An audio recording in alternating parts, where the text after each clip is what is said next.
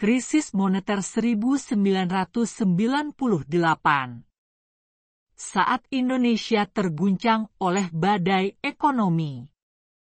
Bayangkan dalam hitungan bulan, uang Anda kehilangan hampir seluruh nilainya.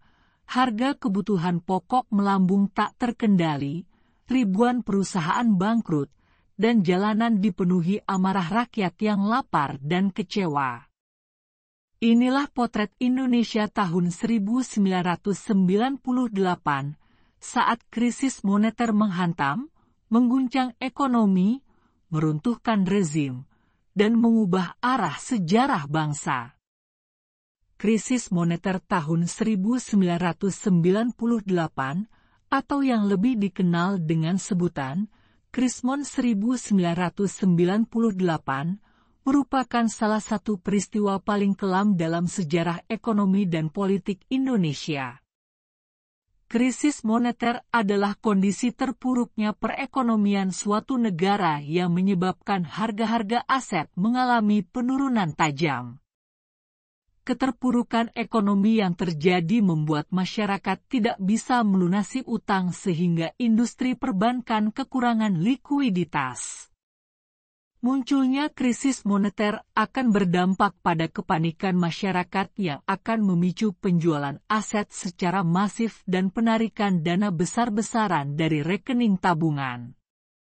Masyarakat terpaksa melakukan hal itu untuk menghindari risiko kerugian karena harga aset yang terus menurun apabila tetap disimpan.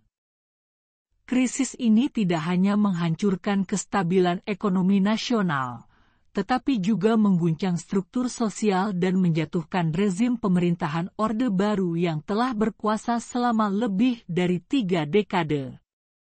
Berawal dari krisis mata uang di Thailand pada pertengahan 1997, gelombang gejolak finansial dengan cepat menyebar ke negara-negara Asia Tenggara lainnya, termasuk Indonesia. Pada 2 Juli 1997 atau hari ini 27 tahun silam, pemerintah Thailand mengumumkan keputusan yang dramatis untuk mengambangkan baht. Bangkok mengakhiri kebijakan nilai tukar tetap yang telah dipertahankan dalam beberapa dekade. Langkah ini seharusnya merangsang ekspor Thailand dengan membuat produk-produknya lebih murah bagi pasar internasional. Namun reaksi pasar justru berlawanan.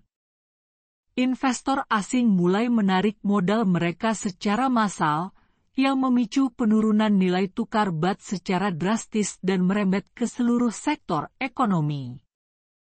Rupiah yang sebelumnya stabil dengan nilai sekitar Rp2.300 per dolar Amerika, dalam waktu singkat merosot tajam hingga menyentuh angka Rp17.000 per dolar pada awal 1998. Nilai tukar yang anjlok tersebut menyebabkan utang luar negeri swasta Indonesia yang berdenominasi dolar membengkak dan banyak perusahaan besar pun kolaps. Inflasi melonjak tinggi, harga-harga kebutuhan pokok melambung tak terkendali, dan masyarakat kehilangan daya beli. Sementara itu, bank-bank mulai runtuh satu persatu, menyebabkan kepercayaan terhadap sistem keuangan semakin menghilang.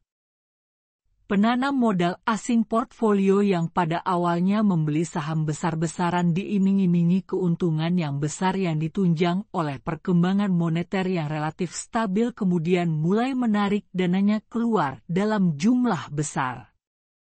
Berlanjutnya depresiasi rupiah hanya memperburuk situasi secara drastis. Perusahaan-perusahaan di Indonesia berlomba-lomba membeli dolar sehingga menimbulkan lebih banyak tekanan terhadap rupiah dan memperburuk situasi utang yang dimiliki oleh para perusahaan. Dapat dipastikan bahwa perusahaan-perusahaan di Indonesia, termasuk bank-bank, beberapa di antaranya diketahui sangat lemah sekali, akan menderita kerugian yang amat besar.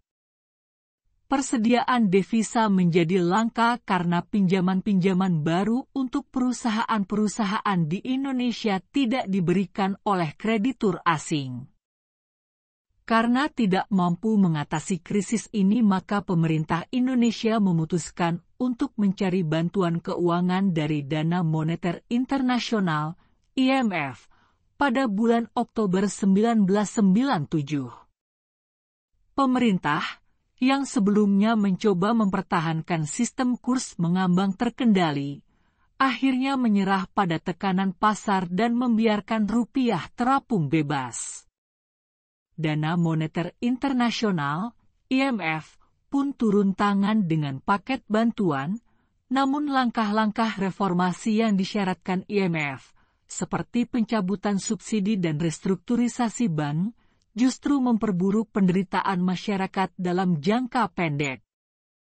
Ketimpangan sosial semakin terasa, pengangguran meningkat drastis, dan kerusuhan sosial merebak di berbagai daerah. Krisis ini mencapai puncaknya ketika rakyat turun ke jalan menuntut perubahan. Mahasiswa menggelar demonstrasi besar-besaran di berbagai kota, menuntut reformasi dan pengunduran diri Presiden Soeharto. Pada Mei 1998, setelah kerusuhan besar di Jakarta yang menewaskan ratusan orang dan menyebabkan eksodus warga keturunan Tionghoa, Soeharto akhirnya mengundurkan diri setelah 32 tahun berkuasa. Krismon 1998 bukan hanya soal kehancuran nilai tukar atau kebangkrutan perusahaan, ia menjadi titik balik dalam sejarah bangsa. Dari peristiwa tersebut lahir era reformasi, dengan semangat untuk membangun sistem politik dan ekonomi yang lebih transparan, demokratis, dan berkeadilan. Namun, warisan krisis itu masih terasa hingga kini. Ketergantungan pada utang luar negeri, kerentanan terhadap gejolak eksternal, dan tantangan dalam membangun sistem ekonomi yang inklusif masih menjadi pekerjaan rumah bagi Indonesia. Krismon 1998 mengajarkan bahwa kestabilan ekonomi tidak bisa hanya dibangun di atas pertumbuhan semu, tetapi harus ditopang oleh struktur yang kuat, pengawasan yang baik, serta kepercayaan rakyat terhadap institusi negaranya. Momentum pahit tersebut sekaligus menjadi pelajaran penting bahwa krisis bisa datang kapan saja, dan kesiapsiagaan adalah kunci dalam menghadapi badai berikutnya.